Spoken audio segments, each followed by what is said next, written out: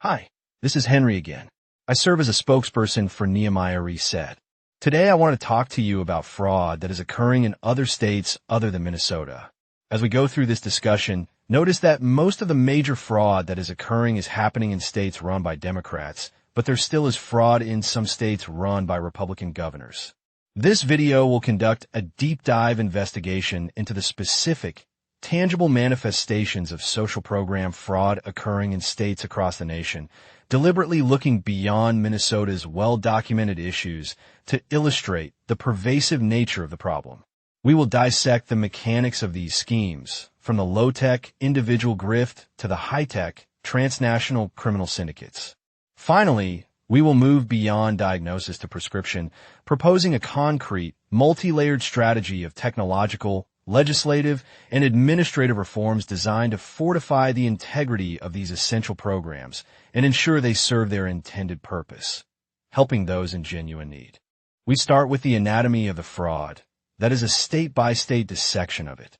To understand the scope of the problem, one must move beyond abstract statistics and examine the specific ways in which fraud is perpetrated. The methods are as diverse as the programs they target, but they fall into several recognizable categories. The following examples, drawn from various states, provide a clear picture of the battlefield. The first state we will look at is California. California is the epicenter of EBT and benefits trafficking fraud. California, with its massive population and expansive benefits programs, presents a target-rich environment for fraudsters. The state's electronic benefits transfer EBT system, which delivers CalFresh, food stamps, and CallWorks, cash aid benefits, has been a particular focus of criminal activity. For example, there is a skimming epidemic in this state. One of the most pervasive and technologically simple, yet devastating forms of fraud is EBT card skimming. Criminals attach malicious card-reading devices to point-of-sale, POS, machines at legitimate or fraudulent retailers. When a beneficiary swipes their EBT card to make a purchase, the skimmer captures the card number and PIN. The criminals then create a clone card and drain the victim's account, often at untraceable ATMs or colluding stores. In Los Angeles County, law enforcement has uncovered numerous rings specializing in this practice. These rings often target beneficiaries in low-income neighborhoods, preying on the elderly or non-English speakers who may be less likely to notice fraudulent transactions quickly or know how to report them. The impact is immediate and brutal. A family's entire month's food budget can vanish overnight, leaving them in a desperate situation. The California Department of Social Services has acknowledged the problem, but the sheer volume of transactions and the decentralized nature of thousands of small retailers make complete prevention a monumental challenge. Another method used is benefits trafficking and cashing out. Beyond skimming, a more organized form of fraud is benefits trafficking. This involves the organized sale of EBT benefits for cash, typically at a fraction of their face value. In one San Francisco Bay Area case, a network of convenience store owners was prosecuted for systematically cashing out EBT cards. The process was simple. A beneficiary would come in with a card, claim to be purchasing a small amount of eligible items, like a pack of gum, and request $50 in cash back. The store owner would then process a fraudulent transaction for, say, $100 worth of ineligible items, give the beneficiary $50 in cash, and pocket the remaining $50 from the state's coffers. These operations can process hundreds of cards a day, amounting to millions in stolen funds. Fraud is not just in the cash transaction, but also in the falsification of inventory records to cover up the sale of non-existent or ineligible goods. Another example is in the state of Florida. In Florida, the fraud occurs in unemployment insurance, UI, fraud on a grand scale. Florida, like many states, was overwhelmed by the tidal wave of unemployment insurance, UI, claims during the COVID-19 pandemic. This chaos created a perfect storm for fraudsters who exploited the state's rushed and under-resourced systems to steal billions. A specific example of this we have entitled the Pandemic Gold Rush. The Florida Department of Economic Opportunity DEO was inundated with claims from a combination of legitimate job seekers and a tsunami of fraudulent applicants. Criminals, many operating from overseas, used stolen identities purchased on the dark web to file thousands of claims. They exploited weaknesses in the state's identity verification process, which was initially unable to handle the volume or the sophistication of the attacks. One specific scheme involved the use of money mules. Fraudsters would file UI claims using stolen identities, but have the benefits deposited into bank accounts of unwitting or complicit individuals within the U.S. These mules would then withdraw the cash, keep a small percentage, and wire the rest overseas, often through untraceable channels.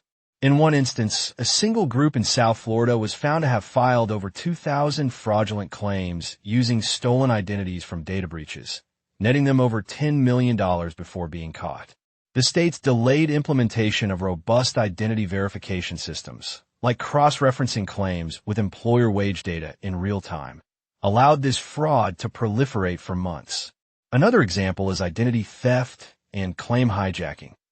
An insidious tactic was claim hijacking. A legitimate individual would file for unemployment benefits. Before the first payment was even issued, a fraudster, having obtained the person's social security number and other personal data, would contact the DEO, change the direct deposit information or mail address to their own, and siphon off the benefits. The legitimate claimant would only discover the fraud weeks later when their expected payment failed to arrive, leading to a nightmarish bureaucratic process to prove their identity and reclaim their benefits. This type of fraud victimizes the system twice. It steals public funds and inflicts severe emotional and financial distress on the very people the program is meant to help. The next state that we will look at is the state of New York. New York Medicaid fraud and the opioid connection also created opportunities for fraud. New York's Medicaid program, one of the largest in the nation, is a frequent target for sophisticated fraud schemes that often involve collusion between providers, patients, and criminal organizations.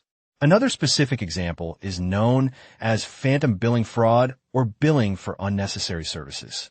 A classic form of Medicaid fraud is phantom billing, where providers bill the state for services they never rendered. In a recent case in the Bronx, a medical clinic was shut down for billing Medicaid for thousands of patient visits that never occurred. The clinic's operators would use the stolen identities of Medicaid recipients or identities of people who were deceased to generate fake invoices for everything from routine checkups to specialized procedures. They created a facade of legitimacy with falsified medical charts and patient records, all designed to pass cursory audits. A more dangerous variant involves billing for unnecessary medical services and prescriptions. This is particularly prevalent in the context of the opioid crisis. In several upstate New York counties, law enforcement has dismantled pill mill operations where corrupt doctors, often in league with drug dealers, would prescribe massive quantities of opioids to Medicaid patients. The patients, many of whom were addicted, would either use the drugs or sell them on the street. The doctors would then bill Medicaid for the expensive office visits and drug tests that accompanied these illegitimate prescriptions. This scheme not only defrauds the taxpayer, but also fuels a public health crisis, demonstrating the devastating real-world consequences of this type of fraud. Another state where fraud is occurring is in the state of Texas. For example, in Texas, the fraud is occurring in WIC and child care billing. While larger programs like Medicaid and UI often grab headlines, fraud also thrives in programs designed to support children families, such as the Special Supplemental Nutrition Program for women, infants, and children, WIC, and subsidized child care. The WIC program provides specific, nutritious foods to low-income pregnant women and young children. Fraud often occurs at the vendor level. In Texas, a sting operation revealed a scheme where a small grocery store owner was colluding with WIC recipients. The owner would allow recipients to use their WIC vouchers to purchase ineligible items, like beer and cigarettes, or simply give them cash in exchange for the vouchers. The store owner would then submit the vouchers to the state for reimbursement, as if they had been used for legitimate WIC-approved foods like milk, cheese, and cereal. This not only defrauds a program, but also undermines its core nutritional mission. Another area where fraud is occurring is in the area of childcare subsidies. Texas's subsidized childcare program, which helps low-income families afford daycare, is vulnerable to fraud through attendance falsification. In one Houston case, a childcare center owner was prosecuted for billing the state for children who were not in their care.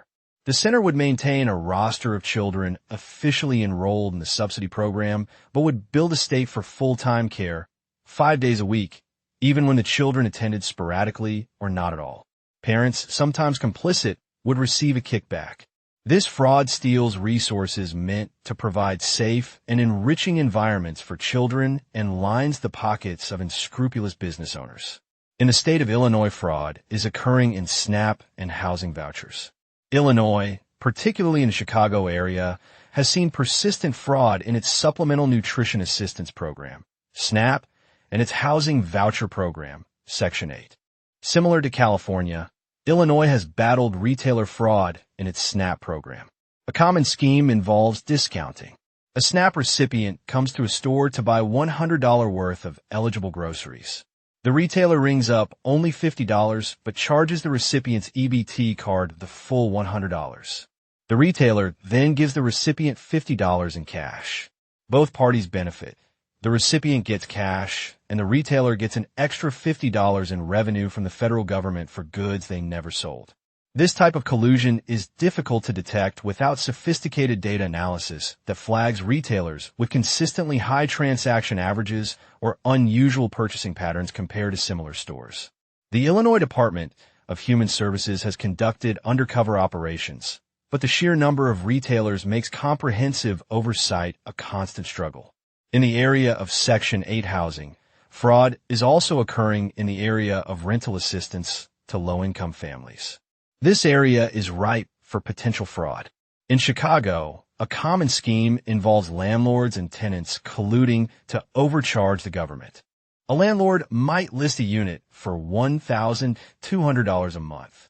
A Section 8 voucher holder with a voucher that covers up to $1,000 agrees to rent it. The landlord and tenant then submit a fraudulent lease to the Chicago Housing Authority stating the rent is $1,000. The government pays the landlord $1,000, and the tenant pays the landlord $200 in cash under the table. While this seems minor, it violates program rules and can escalate. More egregious fraud involves landlords renting out uninhabitable or even non-existent units to phantom tenants, collecting the government's subsidy month after month without providing any housing at all. In the state of Arizona, fraud is occurring in the area of tribal and rural healthcare. Fraud is not limited to urban centers. In states with large rural and Native American populations, unique vulnerabilities exist within healthcare systems. A specific example of this is in the area of Indian Health Service, IHS. The Indian Health Service, a federal program providing health care to Native American tribes, is funded through a combination of direct federal appropriations and contracts with tribal health programs. Fraud can occur when tribal health programs or private contractors bill for services not rendered. In Arizona, an investigation uncovered a scheme where a behavioral health provider, contracted by a tribal health program, was billing IHS for hours of counseling that were never provided. They would use patient names and create falsified session notes to justify the billing. This type of fraud is particularly damaging as it siphons away desperately needed resources from a community already facing significant health disparities and underfunding. So, why does fraud flourish in both state and federal programs? These specific examples, while diverse, point to a set of common, systemic vulnerabilities that allow fraud to take root and spread. Understanding these weaknesses is the first step toward crafting an effective solution. 1. Legacy technology and siloed data. Many state agencies rely on outdated, decades-old computer systems that are incapable of communicating with each other.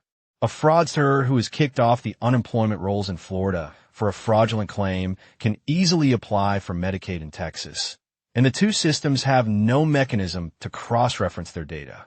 This lack of interoperability creates a patchwork of programs that is easy to exploit. 2. The pay-and-chase model. The prevailing administrative model is often pay-and-chase. Agencies are under immense pressure to process claims and disburse benefits quickly to avoid delaying aid to those in need. This emphasis on speed over verification means that fraudulent applications are often approved first, with the hope of catching them later through audits. By then, the money is long gone. 3. Insufficient identity verification. As seen in the Florida UI crisis, many systems lack robust, real-time identity verification. They rely on self-reported information, like a name and social security number, that can be easily stolen or fabricated.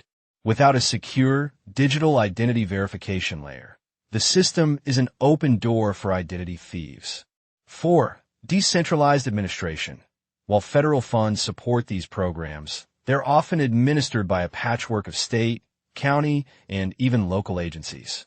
This decentralization leads to inconsistent rules, varying levels of oversight, and a lack of a unified, strategic approach to fraud detection.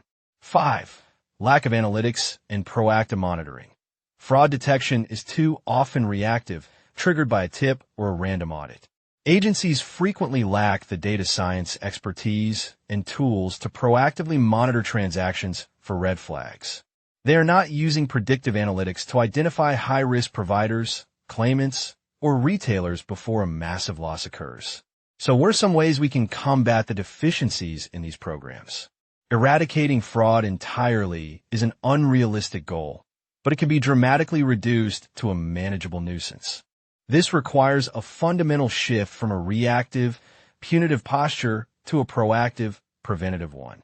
The following is a comprehensive, multi-pronged strategy that governments at all levels can adopt to shore up the integrity of their social programs. Layer 1. Technological fortification, building a modern defense. The foundation of any anti-fraud strategy must be a technological overhaul. This is an investment that pays for itself many times over. 1. Create a unified, cross-agency data hub. The single most effective step is to break down the data silos. States and the federal government should invest in creating a secure, centralized data hub that integrates information from all major social programs, UI, SNAP, Medicaid, WIC, housing, etc., and other government databases, e.g., Department of Motor Vehicles, Corrections, Vital Statistics. How it works. When an individual applies for benefits in any program, their information is run against this central hub in real time. The system would instantly flag duplicate applications. Is the same person applying for UI in 2 different states? Incarceration status. Is the applicant currently incarcerated and therefore ineligible for most benefits? Death records. Is the social security number associated with a deceased individual? Cross-program inconsistencies. Does an individual claiming zero income on a SNAP application have recent wage data reported by an employer in the state's tax system? Benefit. This moves from pay and chase to verify first, pay later, stopping a huge percentage of fraudulent applications at the front door. 2. Implement a federal digital identity standard. The reliance on static identifiers like social security numbers is obsolete. The government should establish a secure, voluntary, and privacy-preserving digital identity standard for all citizens interacting with federal services. How it works. This could leverage existing technologies or create a new digital wallet system. When a person applies for benefits, they would use their secure digital identity, protected by multi-factor authentication, biometrics, or cryptographic keys, to prove they're who they say they are. This would be far more difficult to steal or spoof than a SSN. Benefit. This would cripple the identity theft schemes that fueled the UI fraud crisis. It also streamlines the application process for legitimate users, creating a win-win. 3. Deploy advanced analytics and AI for proactive monitoring. Agencies must move from random audits to intelligent, data-driven oversight. This requires hiring and training data scientists and investing in AI-powered fraud detection platforms. How it works. These systems would continuously analyze transactional data to identify anomalous patterns that are indicative of fraud. For example, EBT/SNAP. Flagging a retailer whose average transaction is 5x higher than the regional average, or who consistently processes transactions in the middle of the night. Medicaid. Identifying a provider who bills for an impossibly high number of hours per day, or who prescribes a rare and expensive opioid to a disproportionate number of their patients. UI. Detecting a batch of claims filed from the same IP address using slightly different stolen identities. Benefit. This allows investigators to focus their limited resources on the highest risk cases, dramatically increasing their success rate and deterring fraudsters who know they are being watched. Layer 2. Legislative and policy reform. Changing the rules of the game. Technology alone is not enough. The legal and policy framework must be updated to empower agencies and deter criminals. 1. Mandate real-time data matching. Congress and state legislatures should pass laws requiring state agencies to participate in the data hub described above. This should not be optional. Furthermore, they should mandate that employers report wage data in real time, not quarterly, to enable immediate cross-checking with UI claims. 2. Enhance penalties and establish a unified fraud registry. The penalties for social program fraud are often insufficient to deter organized crime. Lawmakers should increase sentencing, implement mandatory minimum sentences for leaders of large-scale fraud rings that steal over a certain threshold, e.g., $1 million. Create a fraudster registry, similar to the sex offender registry. Create a public, national database of individuals and businesses convicted of major social program fraud. This would prevent them from easily opening a new business or re-entering the system in another state. Strengthen asset forfeiture. Make it easier for law enforcement to seize the assets and profits derived from fraud, including those hidden overseas. 3. Promote clawback, authority, and simplified recovery. Agencies need a more efficient process for recovering stolen funds. Legislation should streamline the clawback process, allowing agencies to intercept federal or state tax refunds, lottery winnings, or other government payments owed to a convicted fraudster to repay the debt. Layer 3. Administrative and operational overhaul. Executing the plan. With the right technology and laws in place, agencies must transform their internal operations to execute an effective anti-fraud mission. 1. Create dedicated cross-agency fraud task forces. Fraud is not just a welfare problem, it's organized crime. States should establish permanent, multi-agency task forces that combine the expertise of the state's social service agencies, the Attorney General's office, state police, the FBI, and the Department of Labor. How it works. These task forces would share intelligence, resources, and jurisdiction. A Medicaid fraud investigator in New York could work directly with a federal agent to track money laundering, while a UI fraud specialist in Florida could collaborate with the Secret Service on the cybercrime aspects of identity theft. Benefit. This breaks down institutional walls and ensures that a sophisticated criminal enterprise is attacked from all angles simultaneously, increasing the probability of successful prosecution and dismantling the entire operation, not just arresting low-level players. 2. Shift from customer service to a risk management mindset. While agencies must remain committed to serving the public good, they must also adopt the mindset of a financial institution that is managing billions in public funds. This means prioritizing risk management. How it works. Every new program design or policy change should undergo a fraud risk assessment before implementation. Questions should be asked. How could a criminal exploit this new rule? What are the potential weak points? What controls can we build in from the start? Benefit. This proactive fraud-by-design approach prevents vulnerabilities from being baked into the system, saving countless dollars and investigative headaches down the line. 3. Invest in a skilled workforce. You cannot fight 21st century crime with 20th century skills. Agencies must prioritize hiring and retaining a new breed of public servants: the data scientist, the cybercrime investigator, the forensic accountant. How it works. This requires offering competitive salaries that can attract talent from the private sector.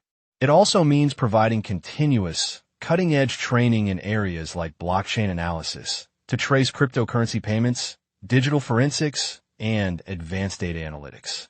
Benefit: a skilled and motivated workforce is the most critical asset in any anti-fraud strategy.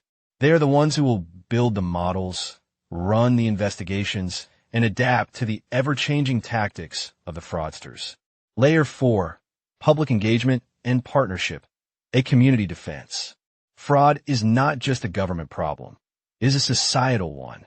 Engaging the public and legitimate service providers is a force multiplier. 1. Launch a nationwide See Something, Say Something campaign. Many instances of fraud are known to people within the community, neighbors, coworkers, or even the beneficiaries themselves who are being coerced. How it works: create a simple, memorable, and confidential national hotline and online portal for reporting suspected social program fraud. This should be heavily promoted through public service announcements, social media, and posters in government offices and community centers. Benefit: this taps into a massive source of human intelligence that agencies currently lack. A single tip from a convenience store employee about a cash for benefits scheme can lead to the unraveling of a multi-million-dollar criminal ring. 2. Empower and educate legitimate providers and retailers. The vast majority of doctors, landlords, and grocers who participate in these programs are honest. They're also the first line of defense.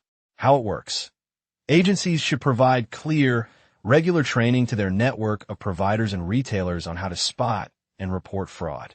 They should also create a system that rewards good behavior, such as offering lower administrative burdens or faster reimbursement cycles to providers with clean compliance records. Benefit: this turns a passive compliance network into an active army of fraud detectors. It also builds goodwill with the partners who are essential to delivering services. 3. Protect and empower the victims. Beneficiaries who are victims of fraud, like EBT skimming, often feel ashamed and powerless. They need to be brought into the solution. How it works: agencies must make it incredibly easy for victims to report fraud and receive immediate assistance. This includes a streamlined process for replacing stolen benefits and providing clear information on how to protect themselves in the future. Banks have mastered this with credit card fraud. Social service agencies must adopt the same customer-first response. Benefit: this not only helps the individual victim, but also generates valuable, real-time data on emerging fraud tactics that can be used to update fraud detection models and warn the public. Layer 5. Reduce the number of programs so that there are less ways that fraud can occur. Shore up the controls on these fewer programs. In addition, paying the beneficiary directly would also reduce the potential fraud loopholes and eliminate fraud that is occurring by the providers of these services.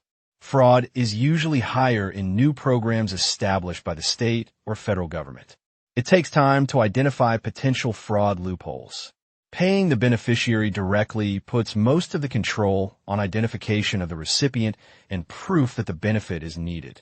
However, it will not ensure that the recipient uses the money exactly for the purpose it is allocated.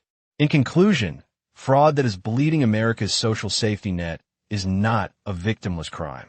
It is a direct theft from taxpayers, a betrayal of the public trust, and a cruel injustice to the millions of honest, struggling families who rely on these programs for survival. Every dollar stolen by a criminal ring is a dollar that cannot go to a child who needs food, a senior who needs medical care, or a family who has fallen on hard times. The examples from California, Florida, New York, Texas, Illinois, and Arizona make it clear that this is not a localized problem, but a national crisis of integrity. The old ways of doing business, underfunded, siloed, and reactive, are no longer tenable in the face of such a sophisticated and persistent threat. The path forward is neither simple nor inexpensive, but it is clear.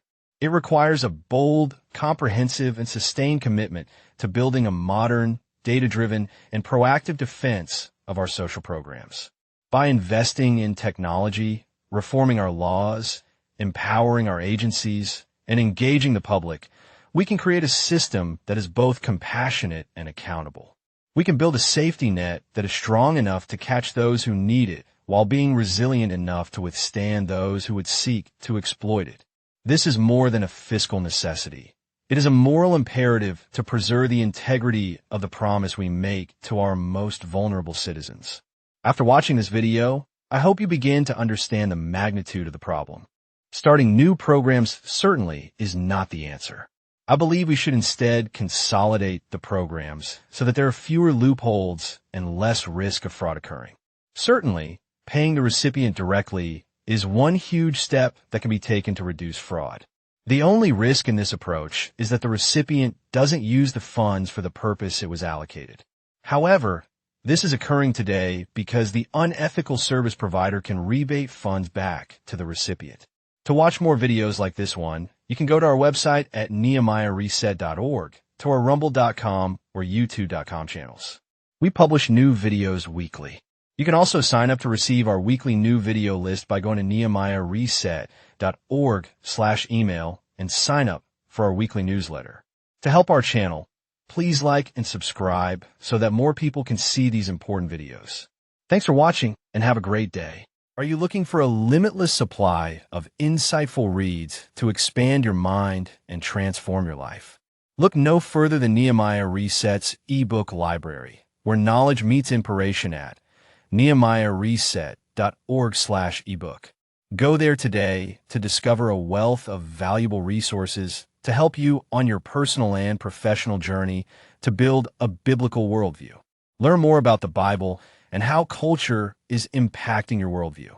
Again, that the ebook library is located at nehemiahreset.org/ebook. Hope to see you soon. My name is Mark. I am one of the spokespersons for Nehemiah Reset. The prior video was sponsored by Nehemiah Reset, a 501c3. Our mission is to assist Christians in developing a biblical worldview as it pertains to relevant cultural and biblical issues. We seek to inform Christ's followers, equip them, and mobilize them into action to vote for their biblical values and to actively engage in our culture. We are also committed to help Christians and non-believers to develop a better biblical view. Nehemiah Reset produces videos and ebooks to assist members of the church in developing a biblical worldview when it comes to cultural issues. We produce videos on key topics like public school indoctrination, the woke agenda, sex education, equity and inclusion, climate change, immigration, religious freedom, and much, much more. To learn more about Nehemiah Reset or to watch our latest videos, go to our website at nehemiahreset.org or our rumble.com channel. We produce 2 to 3 videos every week. To get a weekly list of our latest videos, sign up for our weekly newsletter by going to nehemiahreset.org/email and subscribe. You can support our website by liking our videos, subscribing to our channels, or helping us reach more people through tax-exempt donations. Thanks for your help in growing God's kingdom and bringing more people to Christ. Thank you for your support and help. Come back again soon. Have a great day.